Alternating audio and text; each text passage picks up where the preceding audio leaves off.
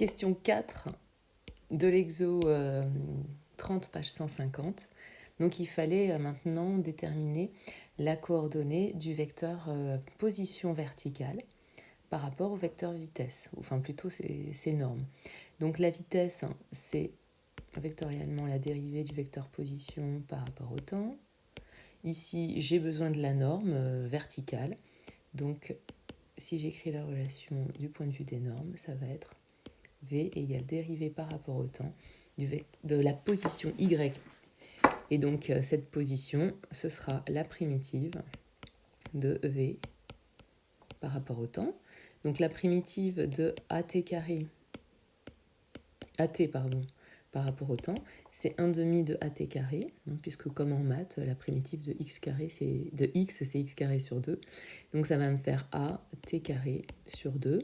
J'oublie pas d'avoir une petite constante qui est la position à l'instant 0. Et je sais que en 0, la fusée a son centre de gravité qui est au centre du repère, donc ça vaut 0. Donc j'ai simplement y égale AT carré sur 2. À la question 5, on vous dit qu'à t0 égale 6 secondes, il faut calculer la position à laquelle est la fusée. Donc là, il suffit de remplacer par y de... Alors c'était pas t0, pardon, c'était t tout court, puisque t0 c'est l'instant 0.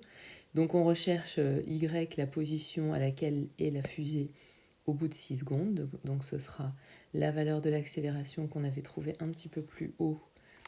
Je me souviens plus, d'ailleurs j'arrive pas à y retourner. Donc ça fait A fois 36 sur 2. Donc c'était la valeur de l'accélération fois 18. Et ça nous fait à peu près 106 mètres, il me semble.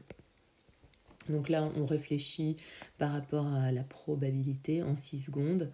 Si c'était des centimètres, ça paraîtrait n'importe quoi. Des kilomètres aussi. Donc là, 106 mètres, ça paraît raisonnable. Donc c'est acceptable. Question 6. Quel est le principe qui est utilisé pour la propulsion de la fusée? Illustrer la réponse par un schéma. Donc ici, la question 6, c'est le principe des actions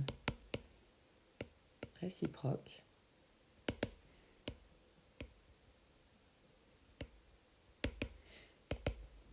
Donc vous avez la fusée qui est soumise à la force des gaz d'échappement, donc les gaz qui s'échappent vers le bas, et la force. Alors ici, il faut évidemment que les deux aient la même longueur.